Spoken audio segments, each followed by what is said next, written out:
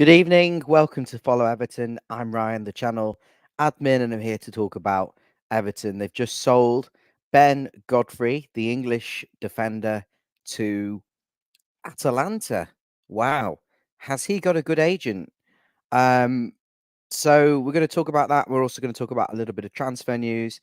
If you're new here, make sure you smash the subscribe button and always hit the like button, new and older viewers. So, where do we start with this? Um, I think he's got a cracking agent, but there's pros and cons to this, certainly. Ben Godfrey, 26 years of age currently. He was 26 this year. 6 foot centre back / full back.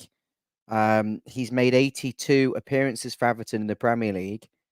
Over the 4 years he's been here, 93 in total, 93 appearances in all competitions.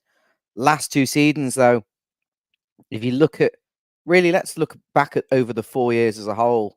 First season under Carlo Ancelotti, 2020-21, played mostly as a left back, I think. Was that the Ancelotti season? Yeah, mostly as a left back. And then 21-22 under Rafa Benitez, he played. I need to check this, but I don't remember him playing much left back. I think he was more a bit of everywhere there. And then the 2022-23 season under Lampard, that's when he didn't really play a lot of football, only 13 Premier League appearances, of which I believe he was injured considerably a lot. And Everton at that point did sign James Tarkowski.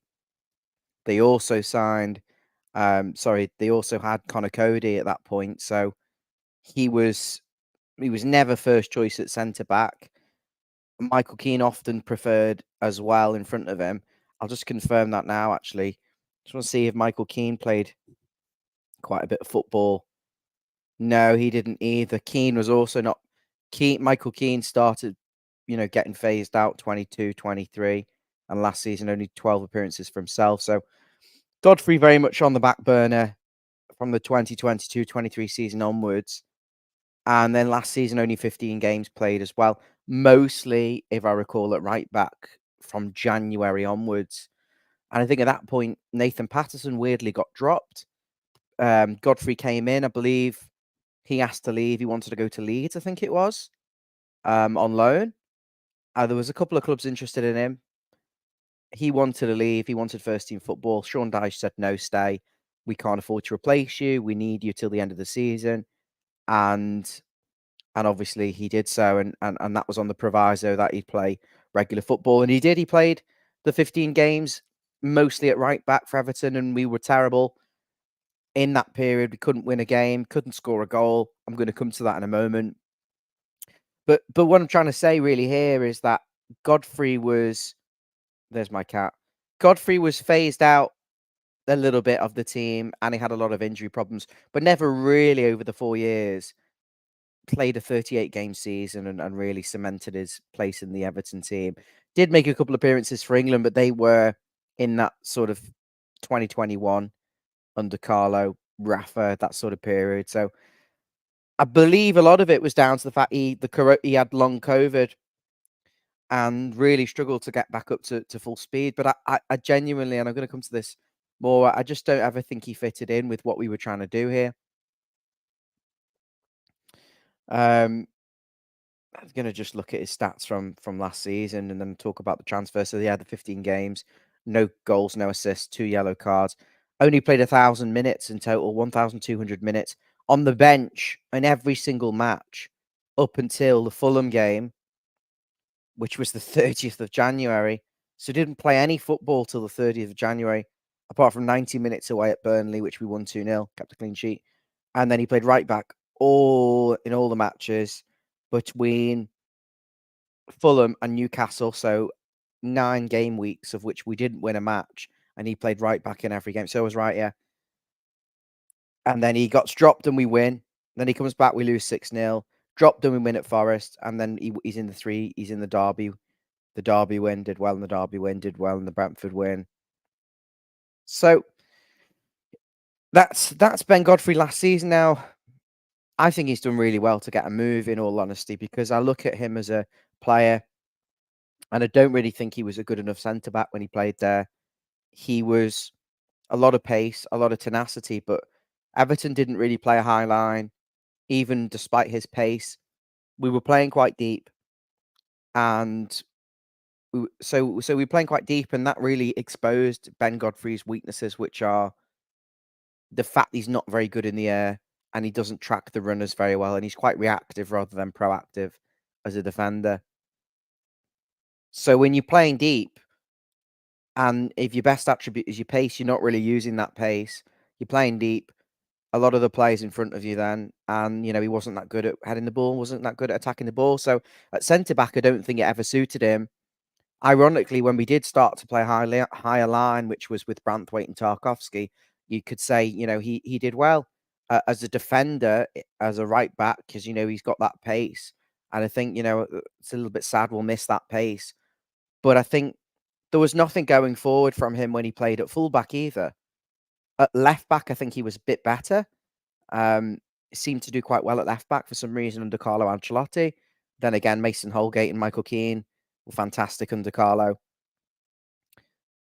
He didn't quite look conventional as a left back though, and then when he played right back, yeah, defensively good, but I don't think he really contributed anything going forward, and then that just basically allows the opposition winger to basically play high up the pitch because they know there's no threat coming from your right back. So, look, if I'm being hypercritical, not good enough at centre half, not good enough at right back. He said he didn't want to sign a new contract. Just a year left on his contract. You're in a position where you've got to sell him now. I don't know whether this is down to the PSR argument. Do we have to sell before June the 30th? I'm not so sure. I think this was just a case of the player wants to go. He's not signing a new contract, and he had a really good offer. I don't know whether it's a disappointment in a lot of ways because we paid 22 million for him, and again, only 10 million euros apparently we're getting for him. So like 8.8 million quid. It's not a lot of money. We're making a loss in that sense. Obviously, his book value is less than that. So there's a small positive balance on the books, but in terms of investment, you'd have hoped at 26 to him to at least be still worth what you paid, even more. But he didn't develop. He didn't settle. He still made 80, 90 appearances for Everton, but I look back and I think wasn't quite good enough at right back. He didn't have the balance, to be a fullback in terms of his attacking play, and didn't quite look good enough as a centre half. So at the same time, I probably would rather have him than Keane and Holgate and Patterson, because he can play in those different positions. I imagine that's not really what he wanted, and he wanted first team, first choice football. Is he going to get that though? I mean, you're watching. Is he going to get that at Atlanta? Because Atalanta have won the Europa League last season. They finished fourth in the Italian league, and I'm going to just touch on this.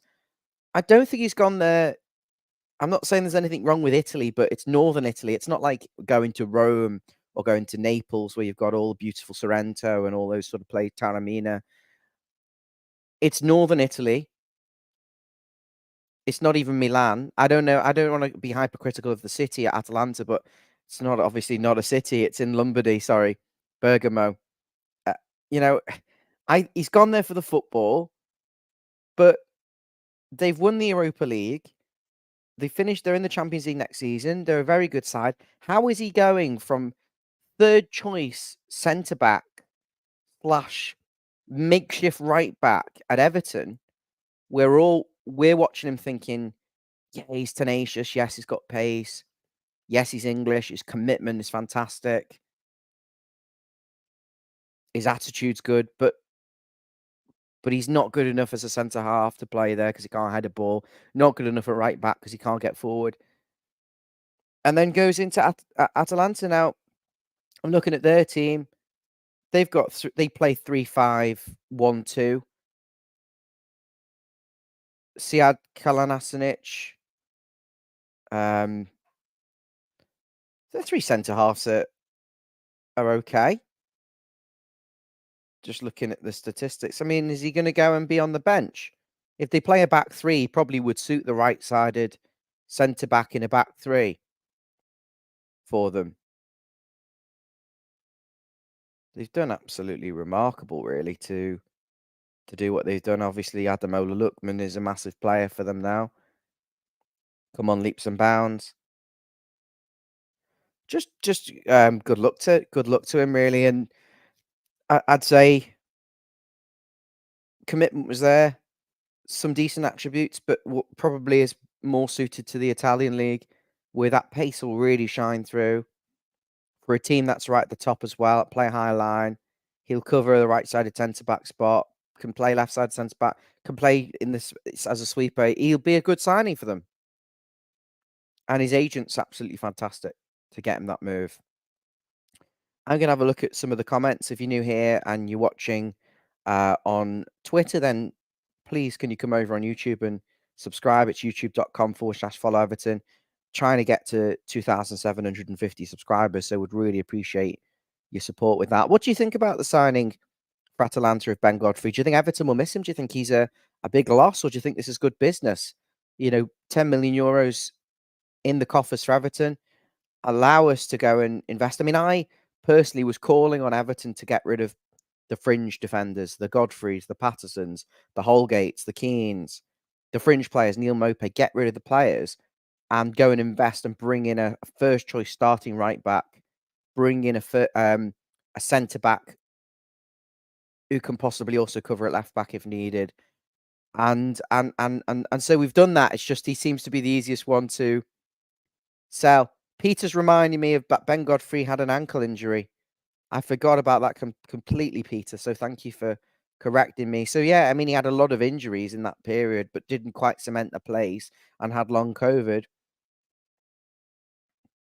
The Blues are saying Bergamo is an unreal place, better than Liverpool. I wouldn't say that too loudly.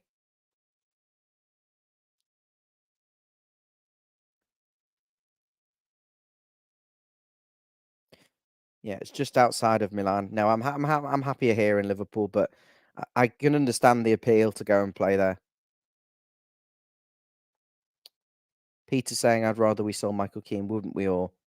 He's not going anywhere, mate. He's leaving on a free next season.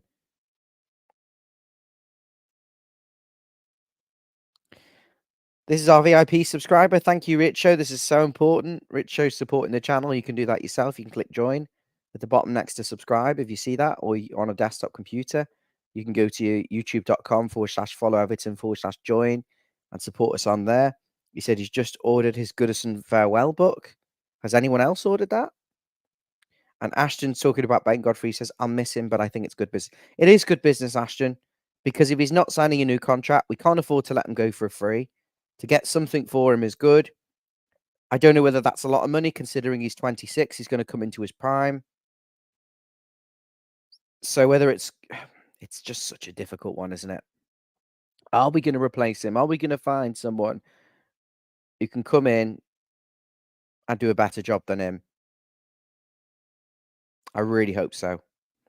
So the other news today is that Everton have been linked with, this is according to Sky Sports, Jadon Philogene. That's definitely not how he's pronounced. Jadon Philonge or something. Somebody, I need to find out how you pronounce that. Anyway, he's an English left-sided winger, capped for the England under-21s, 22 years of age, just turned 22. He made 32 appearances in the Championship for Hull City last season. And he scored 12 goals, which is a nice amount of goals for a young player, especially a winger, and six assists as well. So 18 goal contributions in 33 games. Played 2,800 minutes.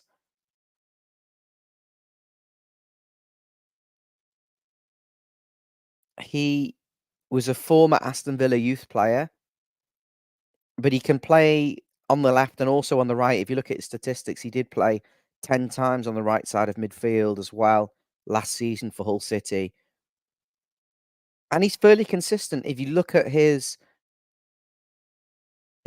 actual statistics, I'm looking at transfermarket.co.uk. You can see he doesn't go. He's not like a Jack Harrison where he'll score a goal, do nothing for 6 weeks, get an assist, do nothing for 10 weeks. He seems to get goals and then an assist and goals and an assist, and there's not really many barren spells there where he doesn't seem to have consistency. And that's nice to see for a young player, going away, um, scoring goals against the likes of getting assists at Southampton. I was looking for a big name team that he scored against. Just I'm liking the fact that Everton are looking at younger players and potentially looking at the best of the Championship. You can argue that Ilman Ndiaye or Ndoye, I don't know how he's pronounced as well, he's coming in from Marseille, the attacking midfielder who was playing for Sheffield United the season before last, was the best of the Championship at that point. A lot of goals and assists from the number 10 position. And maybe Kevin Thelwell has realised that the players who settled into English football, who can make a step up, who are young enough to grow, whose values can improve, who are motivated on the way up, is the right way to go. And I commend him for that rather than looking at players who are on their way down, expensive wages, a bit older, no resale value. I think this is the way to go, even if they're not proven at the highest level. I think at some point you've got to take a risk with that and try and find some gems before they move on to better things. And that's, one with Jan Kuba-Minter, who's a Newcastle player who was away on loan at Feyenoord last season, who's got similar statistics, who's more of a right-sided winger cutting on the left, rather than Jadon, who sits on the left predominantly but wants to cut in on this right. What was my point? I can't even remember. I literally can't remember where I was going with that. But the two of them, it's nice to see that Everton are looking at wingers, because that for me is such a weak area of the squad. You've got Jack Harrison and McNeil, and you saw what happened in that period over Christmas coming into spring last season, where they just played every single game and they had to be taken out of the team. Danjuma was injured and there was just no other option. And I think that's why the Dobbin transfer is getting investigated, because the fact he couldn't get a game, couldn't get a sniff at Everton, and has been sold for that much has raised, flags, which is farcical because you can sell whoever you want for whatever money. So it's ridiculous. But the point I'm making there is that Dwight McNeil and Jack Harrison shouldn't have played every single game. We need wingers. If you look at the Everton squad at the moment, it's now becoming woefully unbalanced. We've got loads of defensive midfielders. We've only got 3 centre backs. We've got loads of players who can play at right back, but only one natural left back who's very injury prone now in Vitaly Mikolenko. And you've got 2 wingers, and then you've got 3 centre forwards, of which none of them can score a goal. And then you've got Neil Mopey, who's just annoying, and I don't even know why he's still here. I wish he'd just fuck off, to be honest with you. He's more interested in his Twitter and his other bullshit, but I've got no time for him. He'll probably be watching this and screenshot me and make a mockery of me, because he's a bit of a sad bastard, isn't he, Neil Mopey? But we need to sort this imbalance, and I think signing these 2 wingers would be great. Whether these are just rumours or not remains to be seen. And I'm not surprised that Everton are looking at forward players. There was nothing really wrong with the defence last season. Yes, the fullbacks didn't really contribute a lot going forward, but we didn't concede many goals. I think we had the 4th or 5th best defence in the league. The problems are up front. It's goal scoring, and that's why these wingers, Kuba Minter, Jadon, Philogene, sorry, as the Blues. Thank you so much, the Blues. Philogene, they're scoring goals, they're getting assists. Yes, it's not a different level, but if they step up to the Prem, play 38 games, or obviously they're not going to play 38 games, but even if they got half the goals they got last season and half the assists, it's decent, for where we are. And we want to be getting wingers who can score double figures, but we don't have a Richarlison. We've got to find a way. But forwards is absolutely what we need. We need people who are gonna score. I'm going to go to the comments now, and once again, I'm going to ask you to do me a big favor. If you haven't already, subscribe. It's free. It really helps us. Eugene, thoughts on the Premier League writing to the Premier League 20 clubs about PSR? There's nothing wrong with what we're doing, but I think Lewis Dobbin is not a £9 million winger. He's done nothing to suggest he's worth anywhere near that. You're paying for potential. Is it some sort of, are we doing anything wrong? Are they scaremongering? How can you say that a deal is fraudulent? Can anyone elaborate? How can it be fraudulent? They've paid the money. We just happen to have bought someone else in a completely different position. I personally don't think Lewis Dobbin's going to get a sniff at Aston Villa. The wingers they have got are exceptional. They got like Moussa Diaby and Leon Bailey. He's not going to get a sniff. So maybe this is just what the fee paid and the fact he's gone to a Champions League club who are really well stocked on the wings. I mean, he'll learn off them, but maybe that's what's raised the eyebrows. But there's nothing wrong with it. I think it's a farce. The Premier League they're like a horrible cartel, aren't they? Ashton says, what's the status of Minter? I think he wants to come to Everton. We're only prepared to go to 30 million. Newcastle want 40 million, of which Lyon offered 40 million, which sounds like bollocks to me because Lyon have never paid anywhere near that for a transfer fee. But he wants Everton, and now Brighton have come in because they have got money, because they've sold a lot of players. And you can see him going to Brighton and being insanely good for them, and then going and moving on to Chelsea for like 75 million next summer. I really hope this is a player Everton can work something out. And if Calvert-Lewin's in the same position as Ben Godfrey, not signing a new contract, not quite good enough in terms of what you're paid to do, which is score goals. I think he scored less than a dozen goals in 2 seasons. Then you have to try and get that deal done and get Calvert-Lewin gone and get Minter in and find a striker that's actually going to suit the system in terms of scoring goals. Very, very contentious and very, very,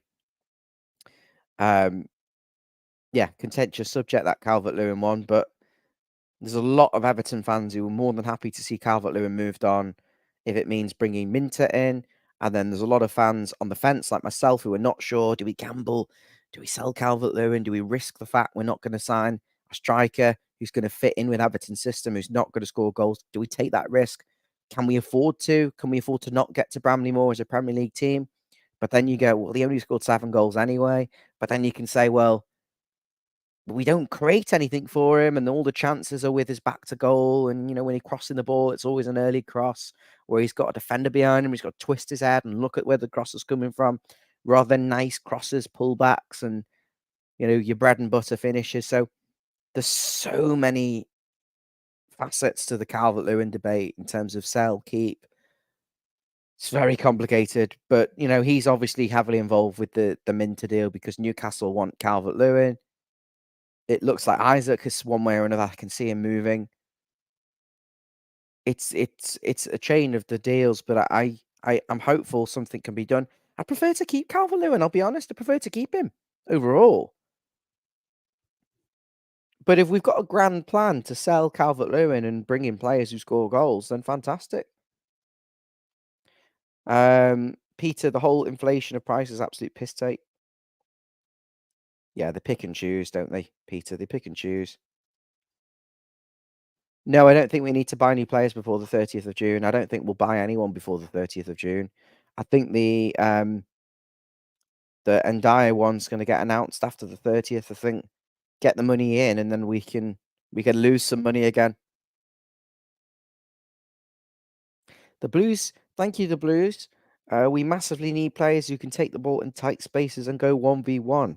Yes, all 3 of these seem like players who can run with the ball, go past an opposition player and open up the pitch. When we're playing away from home and on the counter-attack, have pace, have skill, and most importantly, have a goal threat.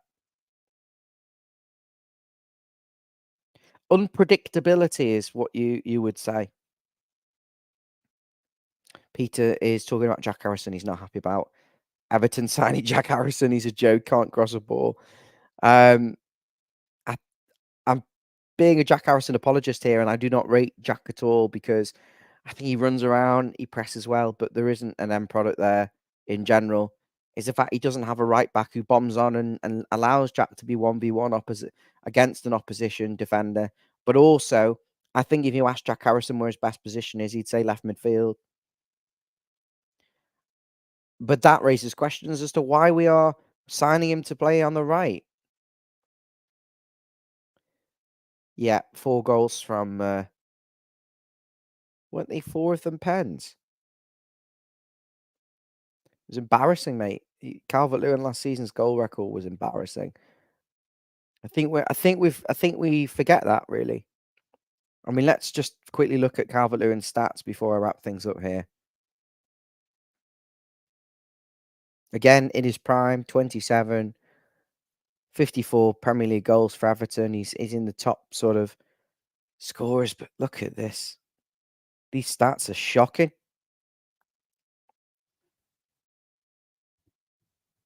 These stats are actually shit. First Premier League season for Everton, 11 appearances, 1 goal. 32 appearances the following season, 4 goals. This is league only, by the way. I don't count these matches in the Carabao Cup to League Two opposition.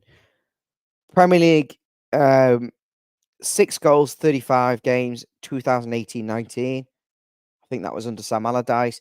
Then 13 in 36, 19-20. That was Marco Silva. That's an okay record, isn't it? 13 in 36.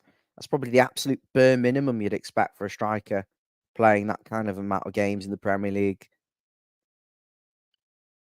Then he had that really good season under Carlo Ancelotti, 16 in 33, but he had James Rodriguez, Gylfi Sigurdsson, Richarlison. He had unbelievable players around him, feeding him, and he was formidable then, to be honest with you. But then the last 3 seasons, 5 in 17 in 2021-22. We're forgetting this injury thing was going on for 2 years. 5 in 17. 2 goals in 17 appearances, 2022-23. Shocking.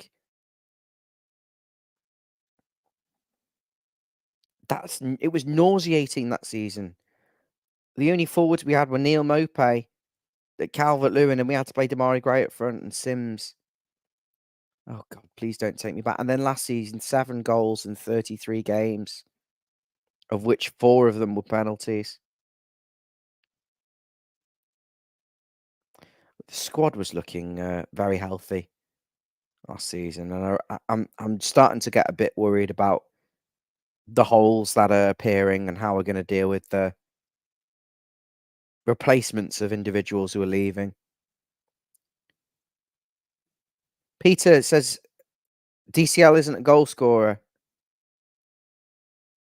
He's a target man. I agree. The number 10 behind him has to score goals. The wingers have to score goals, and Calvert-Lewin has to score some goals. I think the wingers we're being linked with do score goals, and playing off him and with the targets we've got, Calvert-Lewin will score more goals because he'll get better chances, and everyone around him will play off him and score goals. Again, there's just so many pros and cons of everything. You can look at what the Blues are saying as well, and then go extremely negative with it and go 4 goals from open play in the league, and that includes the Burnley goalkeeper kicking it. I remember that goal. You know, it's sickening actually how poor his goals record was that season. We just like it doing all the dog's body work and never getting a sniff, never getting a lot of clear chances, always looking very isolated. But then I remember him missing that one against Aston Villa 1v1 with the keeper, and the keeper turns around and he still manages to miss. So do you think we're asking for a lot of money for Calvert-Lewin? 37 million for a striker who doesn't score a lot of goals. He only scored 40 goals across last season. Brentford finished below us and scored 56. And Forest scored 49 and they had 8 points less than us. Or 16 if you count the points deductions.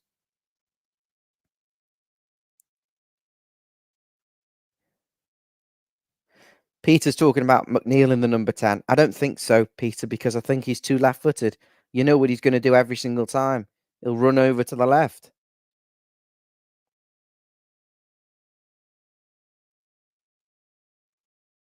Hmm. I'm gonna wrap things up here. There's over 220 people watching. 225, 226. Thank you so much for following the show, and you can watch it back from the start over on YouTube. YouTube.com/follow Everton. Very simple. Come over. Everyone nowadays has got a Google and a YouTube account, and I'm really trying to grow this channel up to close to 3,000 subscribers now, and it'd be lovely to hit another milestone, which would be 2,750. So if you're not already subscribed and you're watching right now, please hit the subscribe button. And everyone who's watching, whether that's on Facebook or X or YouTube, if you can smash the like button, that would be great. And I look forward to speaking to you all soon with the latest news and Everton content. Good night.